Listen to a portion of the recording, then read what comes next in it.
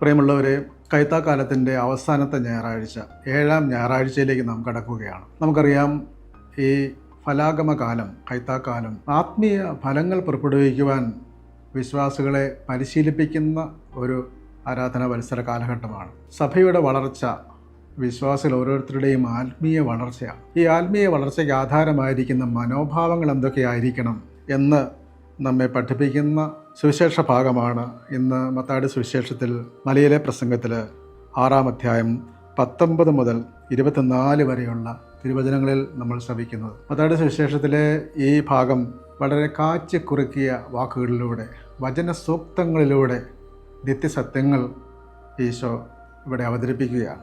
ഒന്നാമത് പറയുന്നത് 19-ാം വാക്യത്തിൽ, ഭൂമിയിൽ നിങ്ങൾ നിക്ഷേപം കരുതി വയ്ക്കരുത്. ആദ്യ വാക്കിൽ തന്നെ എല്ലാവരും ഞെട്ടിത്തിരിച്ചു പോകും. കാരണം എല്ലാ മനുഷ്യരും ഈ ഭൂമിയിൽ ജീവിക്കുന്നവരാണ്. ഭൂമിയിൽ നിക്ഷേപങ്ങൾ ആവശ്യമാണ്. അപ്പോൾ കർത്താവ് നേരെ തിരിച്ചു പറയുകയാണ്, ചില വെല്ലുവിളികൾ ഉയർത്തുകയാണ്. കർത്താവ് പ്രഘോഷിക്കുന്ന സ്വർഗരാജ്യത്തിൻ്റെ മൂല്യങ്ങൾ ആർജിക്കണമെങ്കിൽ ഈ ലോകത്തിൻ്റെ ചിന്താഗതികളിൽ നിന്ന് മാറി ദൈവിക ചിന്തയിലേക്ക് വരണം. ഈ ലോകത്തിൻ്റെ മൂല്യങ്ങൾക്ക് അതീതമായ ചില മൂല്യങ്ങൾ നമുക്കുണ്ടാകണമെന്ന് ഈശോ പഠിപ്പിക്കുകയാണ്. ഈ സുവിശേഷത്തിലെ 6-ാം അധ്യായത്തിൽ 1 മുതൽ 18 വരെയുള്ള വാക്യങ്ങളിൽ പറയുന്നതിൻ്റെ ഒരു തുടർച്ചയാണ് ഈ ഭാഗം. അതായത്, യഥാർത്ഥ പ്രതിഫലം ആരാണ് നൽകുക?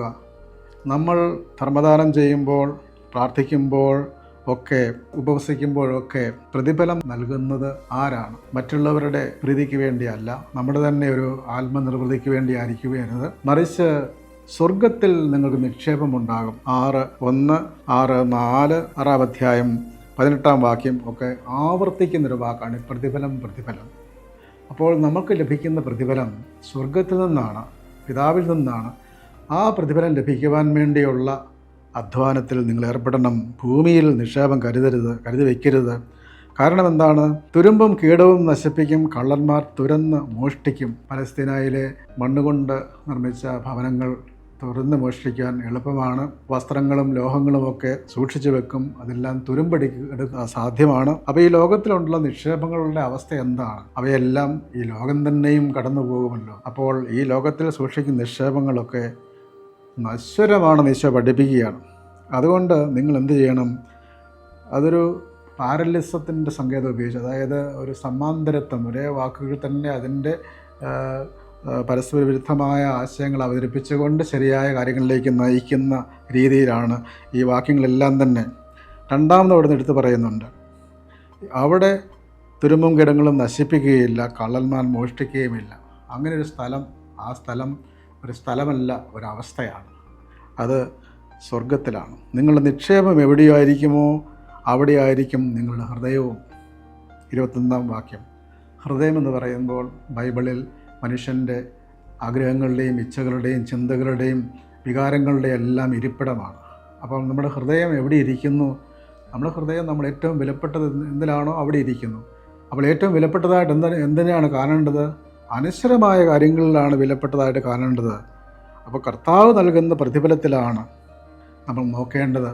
ഈ നിങ്ങളുടെ നിക്ഷേപം, ആ നിക്ഷേപത്തെക്കുറിച്ച് ധാരാളം തിരുവചനങ്ങൾ പഴയ നിയമത്തിലുണ്ട്. പ്രഭാഷകൻ്റെ പുസ്തകം 29-ാം അധ്യായം 12-ാം വാക്യം, ദാനധർമ്മമാകട്ടെ നിൻ്റെ നിക്ഷേപം, എല്ലാ തിന്മകളിൽ നിന്നെ രക്ഷിക്കും. തോബിത്തിൻ്റെ പുസ്തകം 4-ാം അധ്യായം 9-ാം വാക്യം, ദാനധർമ്മം ദരിദ്രകാലത്ത് നിനക്ക് നല്ല സമ്പാദ്യമായിരിക്കും. അപ്പോൾ ഈ ഭൂമിയിൽ നിങ്ങൾ നിക്ഷേപം കൂട്ടിവെക്കരുത്. സങ്കീർത്തനം 39:6, മനുഷ്യനോ നിക്ഷേപം കൂട്ടിവെക്കുന്നു, അതാർക്ക് വേണ്ടിയാണെന്ന് അവൻ അറിയുന്നില്ല. 49-ാം സങ്കീർത്തനം 10-ാം വാക്യം, അവർ അന്യർക്കായി തങ്ങളുടെ നിക്ഷേപങ്ങൾ മാറ്റിവെച്ചിരിക്കുന്നു, അവർക്ക് അനുഭവിക്കാൻ സാധിക്കുന്നില്ല. അപ്പോൾ അങ്ങനെ മനുഷ്യൻ നിക്ഷേപങ്ങൾ കൂട്ടിവെക്കുന്നു, അവരനുഭവിക്കുന്നില്ല, അന്യർക്കായി കൈവിടുന്നു. അതുകൊണ്ട് അതൊരു ലോക സത്യമാണ്. ആ സത്യം പഠിപ്പിച്ചുകൊണ്ട് കർത്താവ് പറയുകയാണ്, നമ്മൾ നിക്ഷേപം എവിടെയായിരിക്കണം? സ്വർഗത്തിലായിരിക്കണം, ദൈവത്തിലായിരിക്കണം. അപ്പോൾ പരമോന്നതമായ ആ നിക്ഷേപം ദൈവസന്നിധിയിൽ നമുക്കുള്ള നിക്ഷേപമാണ്. ആ നിക്ഷേപത്തിന് വേണ്ടിയാണ് നമ്മൾ അധ്വാനിക്കേണ്ടത്. ഈ ഭൂമിയിലെ നിക്ഷേപങ്ങൾക്ക് വേണ്ടിയല്ല എന്നുള്ള വലിയ സത്യം ഈശോ പഠിപ്പിക്കുകയാണ്. സെൻറ്റ് അഗസ്റ്റിൻ പറയുന്നുണ്ട്, നിങ്ങളുടെ ആനന്ദം എവിടെയായിരിക്കുന്നു അവിടെയാണ് നിങ്ങളുടെ നിക്ഷേപം. നിങ്ങൾ എന്തിലാണ് ആനന്ദിക്കുന്നത്? നിങ്ങളുടെ നിക്ഷേപം എവിടെയായിരിക്കുമോ അവിടെ ആയിരിക്കും നിങ്ങളുടെ ഹൃദയം. നിങ്ങളുടെ ഹൃദയം എവിടെയായിരിക്കുമോ അവിടെയായിരിക്കും നിങ്ങളുടെ ആനന്ദം. അപ്പോൾ ഈ വിശുദ്ധൻ പറയുന്നത് നമ്മളുടെ ആനന്ദം എവിടെയായിരിക്കണം. ഈ ഭൂമിയിലുള്ള വസ്തുവകകൾ നമുക്ക് സന്തോഷം നൽകും, പക്ഷേ ആനന്ദം നൽകുകയില്ല. ആനന്ദം നൽകണമെങ്കിൽ അത് ദൈവസന്നിധിയിൽ വിലപ്പെട്ട കാഴ്ചകളായി നമ്മൾ സ്വർഗത്തിൽ നിക്ഷേപിക്കുന്ന, നമ്മൾ മറ്റുള്ളവർക്ക് ചെയ്യുന്ന നന്മകൾ നമ്മൾ പങ്കുവയ്ക്കുമ്പോൾ, സ്നേഹം പങ്കുവയ്ക്കുമ്പോൾ, നമ്മളുടെ വസ്തുവകകൾ പങ്കുവയ്ക്കുമ്പോൾ ആ പങ്കുവയ്ക്കുന്ന ഹൃദയം ദൈവസന്നിധിയിൽ സ്വീകാര്യമായിരിക്കും. അതുകൊണ്ട് യഥാർത്ഥ നിക്ഷേപം എവിടെയായിരിക്കും? യഥാർത്ഥ നിക്ഷേപം സ്വർഗത്തിലാണ്. ആ സ്വർഗത്തെ ഉറ്റുനോക്കിയാണ് നമ്മൾ ജീവിക്കണം എന്നുള്ള സത്യം പഠിപ്പിക്കുന്നത്. സുറിയാനി സഭാ പിതാവായ മാർ അപ്രയം പറയുന്നുണ്ട്, മാമോദീസായിലൂടെ ദൈവകൃപ സ്വീകരിച്ചപ്പോൾ കർത്താവേ, നിൻ്റെ നിക്ഷേപം എനിക്ക് നൽകിയിരിക്കുന്നു. വിശുദ്ധ കൂദാശകളുടെ മേശയിൽ ഈ നിക്ഷേപങ്ങൾ ഉത്തരോത്തരം ആ നിക്ഷേപത്തിൽ ഞങ്ങൾ സമ്പന്നരായിക്കൊണ്ടിരിക്കുന്നു. അപ്പോൾ ഈ നിക്ഷേപം എന്താണ്? കുർബാന സ്വീകരണ സമയത്ത് നമ്മൾ കുർബാനയുടെ പ്രാർത്ഥനയിൽ കാർമികൻ കുർബാന സ്വീകരിക്കുമ്പോൾ നിൻ്റെ അനുഗ്രഹത്തിൻ്റെ നിക്ഷേപം ഇതാ എൻ്റെ കരങ്ങളിൽ എന്ന് പ്രാർത്ഥിച്ചുകൊണ്ടാണ്. ഇതൊരു നിക്ഷേപമാണ്. അപ്പോൾ ദൈവിക സത്യങ്ങൾ ദൈവത്തിൻ്റെ നിക്ഷേപമാണ്. കർത്താവിൻ്റെ വചനങ്ങൾ, കർത്താവ് നൽകുന്ന വിശുദ്ധ കൂദാശകളിലൂടെ നൽകുന്ന ആ ദൈവിക കൃപ ദൈവത്തിൻ്റെ നിക്ഷേപമാണ്. സർവോപരി കർത്താവിൻ്റെ ശരീരരക്തങ്ങൾ അമൂല്യമായ നിക്ഷേപമാണ്. അമൂല്യമായ ശരീരരക്തങ്ങളാണല്ലോ പറയുന്നത്. അപ്പോൾ ദൈവികമായ ആ നിക്ഷേപം, അതിൽ ശ്രദ്ധയോന്നി ജീവിക്കണം എന്നാണ്. തുടർന്ന് കർത്താവ് പറയുന്നത് മറ്റൊരു കാര്യമാണ്. നമ്മൾ ആ നിക്ഷേപത്തിലേക്ക് നോക്കാൻ കഴിയണമെങ്കിൽ നമുക്ക് കണ്ണുകളുണ്ടായിരിക്കണം, സ്വർഗത്തിലേക്ക് നോക്കുന്ന കണ്ണുകൾ. അതുകൊണ്ട് കർത്താവ് പറയുന്നത് 22-ാം വാക്യം, കണ്ണാണ് ശരീരത്തിൻ്റെ വിളക്ക്.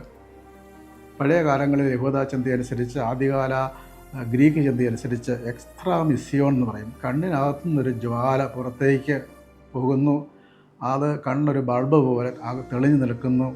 ആ കണ്ണിൽ നിന്നുള്ള പ്രകാശകിരണങ്ങളാണ് പുറത്തേക്ക് പോകുമ്പോഴാണ് മനുഷ്യന് കാഴ്ച ഉണ്ടാകുന്നത്. പ്ലേറ്റോ അങ്ങനെ വിശ്വസിച്ചിരുന്നു. അപ്പോൾ അങ്ങനെ ആണോ കാഴ്ച ഉണ്ടാകുന്നത്? നമുക്കറിയാം അങ്ങനെയല്ല. അരിസ്റ്റോട്ടിൽ പറയുന്നത് നമ്മളിപ്പോൾ ചിന്തിക്കുന്നത് പോലെയാണ്. അതായത് കണ്ണിൽ നിന്ന് ഉള്ള ഒരു കിരണമാണ് കാഴ്ച നൽകുന്നതെങ്കിൽ വളരെ വിദൂരത്തിലുള്ള നക്ഷത്രങ്ങൾ കാണാൻ സാധിക്കുമോ? മാത്രം വിധത്തിൽ അത്രയും വിദൂരത്തിൽ നമ്മളുടെ കണ്ണിൽ നിന്നൊരു രശ്മിക്ക് പോകാൻ സാധിക്കുമോ? അതുകൊണ്ട് അതല്ല, പുറത്തുനിന്നുള്ള പ്രകാശം കണ്ണിലടിക്കുമ്പോഴാണ് കാഴ്ചയുണ്ടാകുന്നത്. അതാണ് ഇൻട്രാമിസിയോർ എന്ന് പറയുന്നത്. അപ്പോൾ കണ്ണുകളുടെ കാഴ്ചയെക്കുറിച്ച് ഈശോ പഠിപ്പിക്കുമ്പോൾ ഈ ബാഹ്യമായ ഒരു അർത്ഥത്തിൽ അതീതമായി, ഈ നിൻ്റെ കണ്ണ് കുറ്റമറ്റതെങ്കിൽ ശരീരം മുഴുവൻ പ്രകാശിക്കും. സുറിയാനി ബൈബിളിലെ പിശീത്ത വേർഷനിൽ പറയുന്നത് നിൻ്റെ കണ്ണ്, പിശീത്ത ആ വാക്ക് ഉപയോഗിക്കുന്നു. പിശീത്ത എന്ന് പറഞ്ഞാൽ സിമ്പിൾ, ലളിതമാണെങ്കിൽ, നിൻ്റെ കണ്ണ് ലളിതമായ കണ്ണാണെങ്കിൽ, അതായത് നിൻ്റെ ദൃഷ്ടി വക്രദൃഷ്ടി എന്ന് പറയുമല്ലോ, ദോഷൈക ദൃക്കുകൾ എന്ന് പറയുമല്ലോ. അപ്പോൾ നമ്മളുടെ നോട്ടം എന്ന് പറയുന്നത് നമ്മളുടെ ഒരു മനോഭാവമാണ്, ആന്തരിക ദർശനമാണ്. പരിശുദ്ധ മാതാവിനെക്കുറിച്ച് സഭാപിതാവ് മാർ അപ്രയം പറയുന്നത് മാതാവിൻ്റെ കണ്ണുകൾ ഷഫിയൂസ എന്നാണ്. അപ്പോൾ ഷഫിയൂസ എന്ന് പറഞ്ഞാൽ സുതാര്യ നയനമുള്ള കണ്ണുകൾ. ആ കണ്ണുകളിൽ യാതൊരു തിന്മയുടെ യാതൊരു കണിക പോലും ഇല്ലാത്ത കണ്ണുകൾ, സ്വാർത്ഥതയില്ലാത്ത കണ്ണുകൾ. പത്രോസ്ലീഹ പറയുന്നുണ്ടല്ലോ, അധാർമികം നിറഞ്ഞ കണ്ണുകൾ, രോഷം കലർന്ന കണ്ണുകൾ. അങ്ങനെയുള്ള കണ്ണുകളല്ല. അപ്പോൾ നിങ്ങളുടെ കണ്ണ് പ്രകാശമുള്ളതാണെങ്കിൽ ശരീരം മുഴുവനും പ്രകാശിക്കും. കണ്ണ് ദുഷ്ടമാണെങ്കിലോ, ഇപ്പോൾ കണ്ണ് ലളിതമാണെങ്കിൽ, നേരെയാണെങ്കിൽ, കണ്ണ് ദുഷ്ടമാണെങ്കിലോ, അപ്പം അതാണ് ദോഷൈക ദൃക്കുകൾ. തെറ്റായ രീതിയിൽ കണ്ണിനെ ഉപയോഗിക്കുമ്പോൾ കണ്ണിൻ്റെ ദുരുപയോഗമാണ് ഉദ്ദേശിക്കുന്നത്. നിന്നിലെ അന്ധകാരം, ആ അന്ധകാരം എത്രയോ വലുതായിരിക്കും. കണ്ണുണ്ടെങ്കിലും കാണാത്തവരെക്കുറിച്ച് ഈശോ പല പ്രാവശ്യം പറയുന്നുണ്ട്. അപ്പോൾ നമ്മളുടെ കണ്ണുകൾ എന്ന് പറയുന്നത് നമ്മളുടെ വീക്ഷണങ്ങളാണ്, നമ്മളുടെ അകക്കണ്ണാണ്, ആന്തരിക നേത്രങ്ങളാണ്, വിശ്വാസത്തിൻ്റെ കണ്ണുകളാണ്. ആ ഒരു കണ്ണോടുകൂടി ഈശോ എപ്പോഴും കാരുണ്യത്തിൻ്റെ കണ്ണുകൾ കൊണ്ടാണ് എല്ലാവരെയും കണ്ടിരുന്നത്. സ്നേഹത്തിൻ്റെ കണ്ണുകൾ കൊണ്ടാണ്, സ്വാർത്ഥതയുടെ കണ്ണുകൊണ്ടല്ല. അപ്പോൾ കർത്താവ് അവിടെ ഉദ്ദേശിക്കുന്നത് നമ്മൾ ഫരീസയരുടെ ആത്മീയ അന്ധതയ്ക്കെതിരായി, ആത്മീയ അന്ധത, ഈശോയെ കണ്ടിട്ട് പോലും അവർക്ക് വിശ്വസിക്കാൻ പറ്റുന്നില്ല. അപ്പോൾ കണ്ണിൻ്റെ കാഴ്ചയ്ക്ക് അതീതമാണ് ആത്മീയ അന്ധത. ആ ആത്മീയ അന്ധതയിൽ നിന്ന് മോചിക്കണമെങ്കിൽ നമ്മുടെ കണ്ണുകൾ, നമ്മുടെ നേത്രങ്ങളെ പ്രകാശിപ്പിക്കണം. നേത്രങ്ങളെ പ്രകാശിപ്പിക്കുവാൻ ഞങ്ങൾ കണ്ണുകളിൽ അഞ്ജനം എഴുതണമേ എന്ന് വെളിപാടിൻ്റെ പുസ്തകത്തിൽ പ്രാർത്ഥിക്കുന്നുണ്ടല്ലോ. അത് ദൈവം തരും, ആ അഞ്ജനം തരുമെന്ന് പറയുന്നുണ്ടല്ലോ. എൻ്റെ കയ്യിൽ നിന്നും അഞ്ജനം വാങ്ങി കണ്ണിൽ ലേപനം ചെയ്യുവിൻ. അപ്പോൾ നമ്മുടെ കണ്ണുകൾ ശുദ്ധമാകുക എന്ന് പറയുമ്പോൾ നമ്മുടെ അന്തരംഗം, നമ്മുടെ വിചാരങ്ങൾ, നമ്മളുടെ വീക്ഷണങ്ങൾ, ദർശനങ്ങൾ അതൊക്കെ ദൈവികമാക്കി മാറ്റണം എന്നാണ് പറയുന്നത്. ഞങ്ങളിവിടെ കണ്ട കാഴ്ചകൾ, കണ്ണുകൾ പ്രകാശത്തിൻ്റെ സ്ഥലത്ത് നിന്നെ കാണാനിടയാകട്ടെ എന്ന് കുർബാന സ്വീകരണത്തിന് ശേഷം നമ്മൾ പ്രാർത്ഥിക്കുന്നുണ്ട്. അപ്പോൾ നമ്മുടെ കണ്ണുകൾ ദൈവികമാക്കുന്ന ഒരു പ്രക്രിയയോടെയാണ് നമ്മളുടെ ദൈവാരാധന. അപ്പോൾ കണ്ണുകൾ ശരീരത്തിൻ്റെ വിളക്കാണ്. ആ കണ്ണ്, കുറ്റമറ്റ കണ്ണുകൾ നമുക്ക് ഉണ്ടാകണം എന്ന് കർത്താവ് പഠിപ്പിക്കുകയാണ്. മൂന്നാമത്തെ കാര്യമാണ് ആദ്യത്തേതോട് അതിൻ്റെ പൂരണമായിട്ട് പറയുന്ന ഭാഗമാണ്.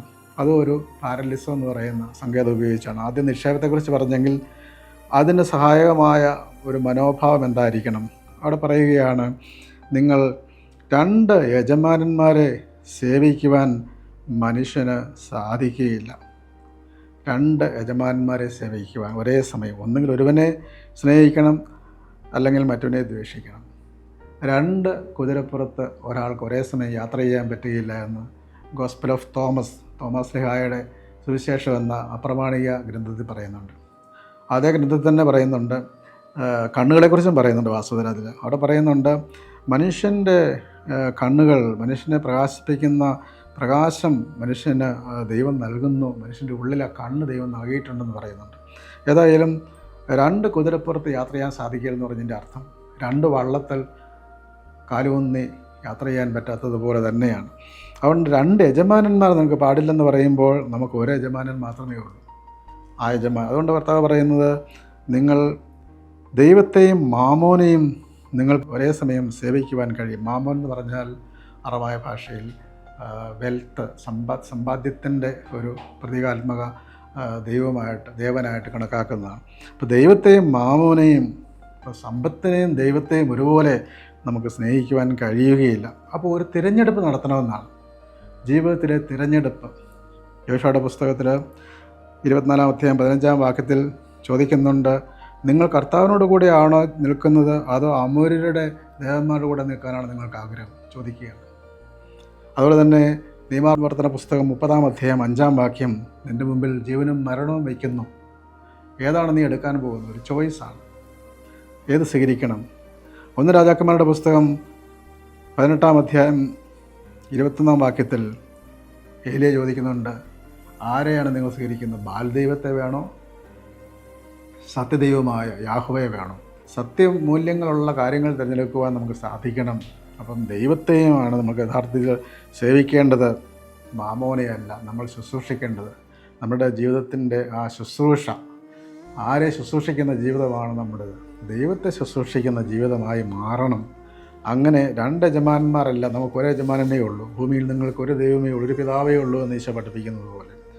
അങ്ങനെ നമ്മളുടെ ജീവിതം ലൗകിക തൃഷ്ണയിൽ നിറഞ്ഞ സുഖലോപമായ ലോകത്തിൽ നിന്നും കർത്താവിൻ്റെ സ്നേഹത്തിൻ്റെ കരവലയത്തിലേക്ക് വരണമെന്നുള്ളതാണ്. ഇന്നത്തെ 1-ാമത്തെ വായനയിൽ ഉൽപ്പത്തി പുസ്തകം 6-ാം അധ്യായം 13 മുതൽ നോഹിൻ്റെ പെട്ടകം അതാണ്.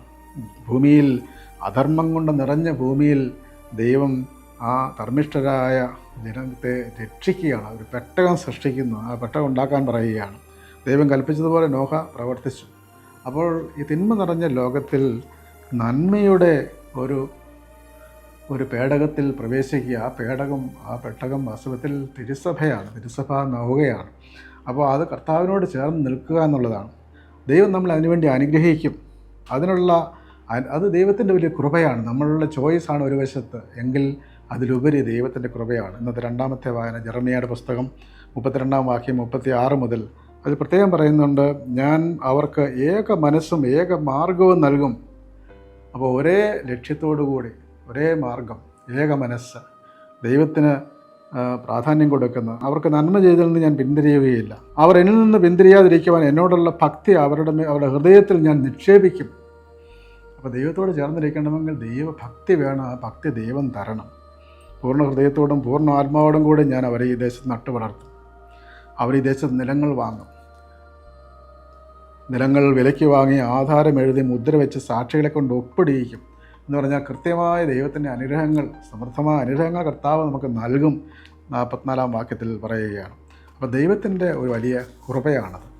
അതുകൊണ്ട് ഭൗതിക തൃഷ്ണകളിൽ നിന്നും പിൻവലിഞ്ഞ് ദൈവം നൽകുന്ന അനുഗ്രഹങ്ങളിലേക്ക് തിരിയണം, ആ സ്വർഗീയ നിക്ഷേപത്തിലേക്ക് തിരിയണം. ഇന്നത്തെ ലേഖനത്തിൽ വളരെ ശക്തമായ ആഹ്വാനമാണ് യാക്കോബ് ശ്ലീഹായുടെ 4-ാം അധ്യായം 1 മുതൽ. ലൗകിക തൃഷ്ണ നിങ്ങളുടെ ഇടയിൽ തർക്കങ്ങളും ഏറ്റുമുട്ടലും ഉണ്ടാകുന്നു. നിങ്ങളുടെ ഉള്ളിൽ അവയവങ്ങളിൽ പോരാടുന്ന ദുരാശകളിൽ നിന്നാണ് അത് വരുന്നത്. നിങ്ങൾ അസൂയപ്പെടുന്നു. അങ്ങനെ ദുരാശകളുള്ളതുകൊണ്ടാണ് നിങ്ങൾ ആഗ്രഹിക്കുന്നതെങ്കിൽ ലഭിക്കാതെ പോകുന്നത്. നിങ്ങൾക്ക് ആഗ്രഹിക്കുന്നത് ലഭിക്കുന്നില്ലെങ്കിൽ അതിന് കാരണം നിങ്ങളുടെ ദുരാശകളെ തൃപ്തിപ്പെടുത്താൻ വേണ്ടിയാണ് നിങ്ങൾ പ്രാർത്ഥിക്കുന്നത് പോലും. അതുകൊണ്ട് എന്താണ് ചെയ്യേണ്ടത്? ദൈവത്തോട് ചേർന്ന് നിൽക്കുവിൻ എന്ന് പറയുകയാണ്. ദൈവത്തോട് നിങ്ങൾ ചേർന്ന് നിൽക്കണം. ദൈവത്തോട് ചേർന്ന് നിൽക്കുമ്പോൾ പിശാച് അതിന് ഓടി ചേർന്നുകൊള്ളും. ദൈവത്തോട് ചേർന്ന് നിൽക്കുവിൻ, അവിടെ നിങ്ങളോടും ചേർന്ന് നിൽക്കും. യാക്കോബ് 4:8. അതുകൊണ്ട് നിങ്ങളുടെ കരങ്ങൾ ശുചിയാക്കുവിൻ, സന്നിഗ്ധ മനസ്കരെ നിങ്ങളുടെ ഹൃദയം ശുചിയാക്കുവിൻ, ദുഃഖിക്കുകയും വിലപിക്കുകയും കരയുകയും ചെയ്യുവിൻ. അപ്പോൾ കർത്താവിൻ്റെ സന്നിധിയിൽ, കർത്താവിൻ്റെ അനുഗ്രഹത്തിൽ ജീവിക്കുവാൻ നമ്മൾ തയ്യാറാകണം. തിന്മയുടെ ശക്തികൾ, തൃഷ്ണകൾ, അതിനെയെല്ലാം ദൈവകൃപയിൽ പരാജയപ്പെടുത്തി കർത്താവിനോട് ചേർന്ന് നിൽക്കണം. നമ്മുടെ ഹൃദയം ദൈവത്തിൻ്റെ സന്നിധിയിലായിരിക്കണം. നമ്മുടെ കണ്ണുകൾ സുതാര്യമായിരിക്കണം. ഒരേ ഒരു യജമാനൻ മാത്രമാണ് നമുക്കുണ്ടായിരിക്കേണ്ടത്. അങ്ങനെ ഉന്നതമായ മൂല്യങ്ങൾ സ്വീകരിച്ച് ഈ കൈത്താക്കാലത്തിൻ്റെ ആത്മീയ സമ്പത്ത് നമ്മുടെ ജീവിതത്തിൽ വളരുവാൻ, അങ്ങനെ ആത്മീയമായി നമ്മൾ വളർന്ന് കർത്താവിന് സാക്ഷ്യം നൽകുവാനുള്ള കൃപയ്ക്ക് വേണ്ടി പ്രാർത്ഥിച്ചുകൊണ്ട് നമുക്ക് ഈ ഞായറാഴ്ച ആചരിക്കാം. ദൈവം നമ്മെ എല്ലാവരെയും അനുഗ്രഹിക്കട്ടെ.